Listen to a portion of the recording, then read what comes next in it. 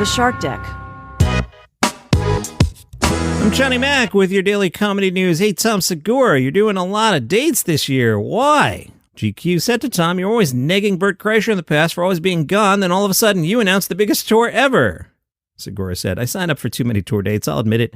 I think the only way it happened the way it did was because of the pandemic. Because when you're not working at all and you start to go, when am I going to work again? For a minute it felt scary, like, is touring done?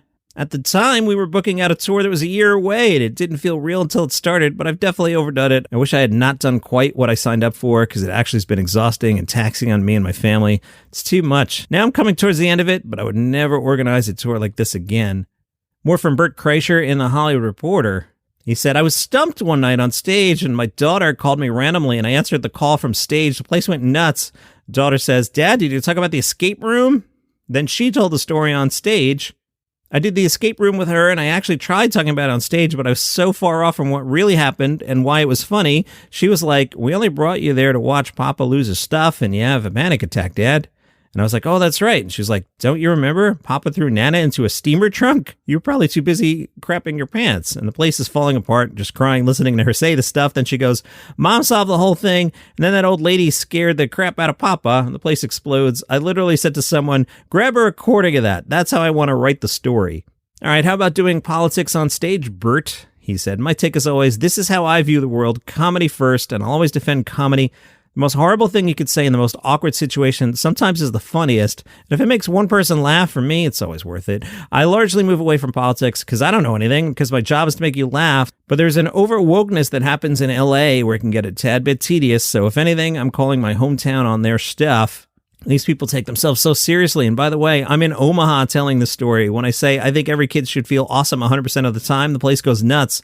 And when I say, I don't care whether my daughter dances with her boy or girl, I'll do everything in my power to love her and support her, and the place goes nuts again. And then when I say, as long as it's white, the place goes nuts again, the joke was right there. How do you not go for it? And those people in the audience, they get it. They get it's a joke, and we all love each other, and we're here for the right reasons. The Pitch KC caught up with Brian Posehn. Brian, what was your last live show before the shutdown? Do you remember it? Posehn said, I don't know. All I remember is hearing about it, meaning the pandemic, and not knowing what it was really going to mean, you know? I have a feature act who's coming with me to Kansas to the shows this weekend, Johnny Taylor. He and I had a couple things booked, and the last one I remember I didn't go to because I actually got sick, not COVID. I just had flu symptoms, and I didn't want to get on a plane when all this other stuff was going on. That was March of 2020. That's when everybody I knew was kind of freaking out, and my manager was like, we don't know what's going on. These clubs are closing. So as soon as I canceled that gig, my whole schedule went away within the next week. Brian, do you have any physical or mental preparation before going on tour? Brian said, I probably should train, but no, I've just done it for so long. I just kind of get out there. Back in the day, I just had to get over everything I hated about flying. It's not my favorite thing to do, but I do it a lot, more than most people. And I don't want to lean on anything because I like to be in control. I tried Ambien like 10 years ago, but I never wanted to be on something outside of weed. I just kind of trained my brain, and now I'm usually asleep before the plane takes off. It's like time traveling. I like going to towns and finding record stores and some comic shops. That was one of the things I did do during COVID. Within the next year or two, I've got 3 books coming out through Image Comics. 2 of them are going to be ongoing, so they'll be like the first 5 issues telling one story, but from there, they'll take off and continue for as long as people buy them. So I'm going to be doing some signings, but that's a fun thing for me. I mean, I genuinely love being in comic shops and hanging out for a couple hours with people who want me to sign a Devil's Reject picture, you know? I always love writing comics on the side. I made it sound like I did nothing, but I actually did quite a bit getting these books going, and I have a TV show in development and some other stuff, and I can't actually sit around. I just had to do things creatively or I would have gone insane. Writing for the LA Times, Fidel Martinez says, a few months ago, I got an email from a PR person asking if I had any interest in covering the release of Lopez versus Lopez. I replied, sure, and agreed to watch the pilot to see if there's a story there. If I liked it, I figured I could write about George Lopez's triumphant return to primetime TV. Suffice to say, I passed. I thanked the PR person for the pitch, but said it wasn't for me.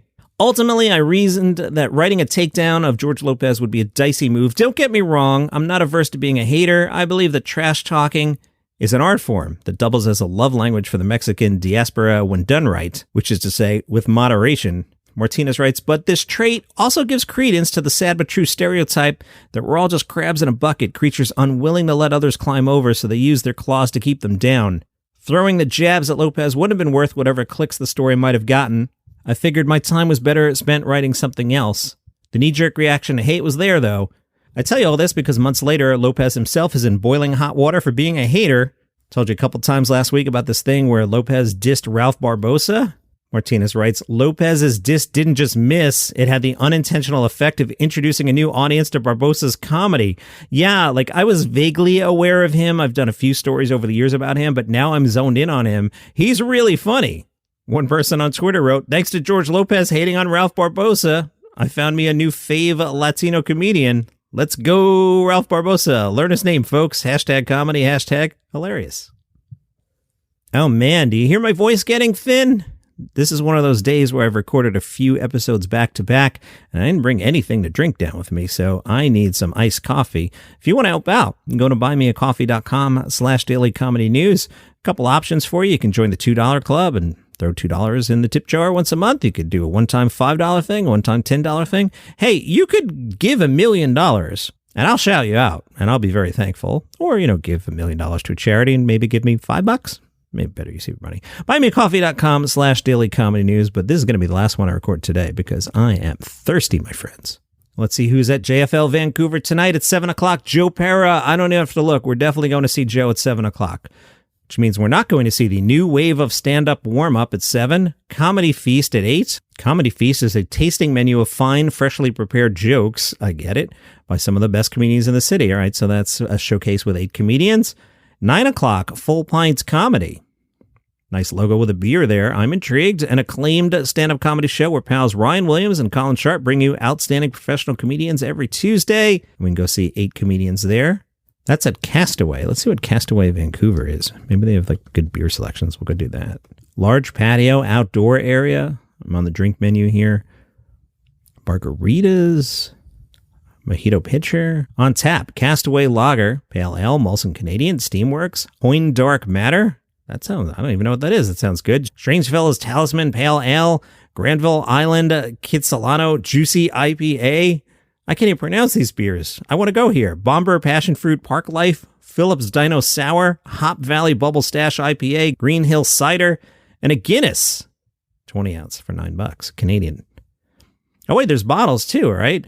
Canadian, Coors Light, Coors Original, Singa Lager, which is from Thailand, Sol, Pacifico, Dos Equis, Heineken, Modelo Especial, love Modelo, Modelo Negra, really love Modelo Negra, Whistler Forager Lager, Tecate Tall Can, Strongbow Tall Can, Guinness Tall Can, and it's Taco Tuesday, man. $4 tacos.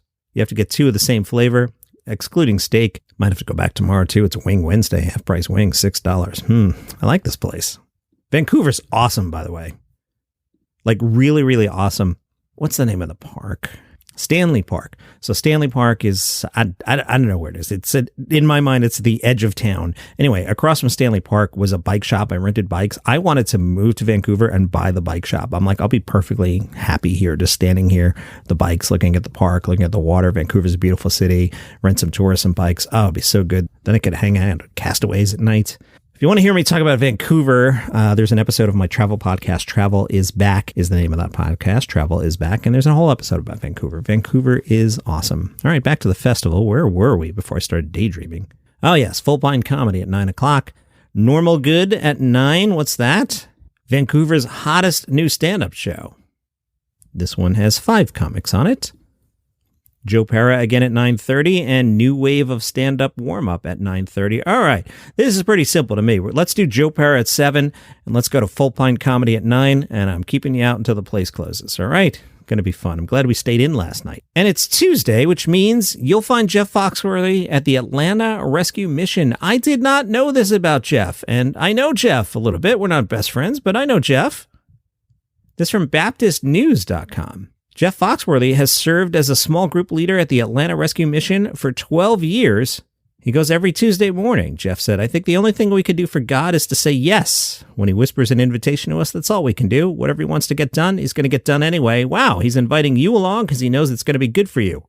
In 90% of the cases, something really bad happened to the people at the mission. So whatever their addiction is that makes them where they can't get work, that's not what it is. It's the symptom. But it's the hurt they can't deal with. So, if you ever get to the point, you can get them to all go down to the basement, unlock that door, and drag the hurt up the stairs and pull it out of the front yard and call it what it is, whether it's sexual abuse or physical abuse or whatever it is, then they have a chance to get well. And anybody on the street is no different than you or me. We all want the same thing. We all want to be significant, and we all want to be loved. Nice job, Jeff. And I'll leave you with an anecdote from Jeff from the same story. Totally new topic, but he said, we started a tradition 35 years ago about taking our mom and going to Christmas brunch. Of course, back then it was me, my brother, my sister, my wife, and my mom. And now, because of everybody growing up and getting married and having kids, it's gotten very expensive for me on Christmas Eve. That's your comedy news for today. I wish we were actually in Vancouver. We could have a really nice night. Follow the show for free on Apple Podcasts, Spotify, YouTube, wherever you get your shows. See you tomorrow. Did you hear about the border collie who recycles trash when he's out on his walks? Or how about the bear that stole someone's Chick-fil-A, but good news, left the salad behind? Hi, I'm Johnny Mac, host of 5 Good News Stories. Don't worry, I have stories about humans too, like there's a woman who makes a living because she looks like Jim Carrey. It's my podcast. It's 5 Good News Stories. 5 Good News Stories. The number 5 Good News Stories. Twice a week. 5 Good News Stories. Oh, and Shamrock Shakes are back too. Good news. 5 Good News Stories, wherever you get your shows.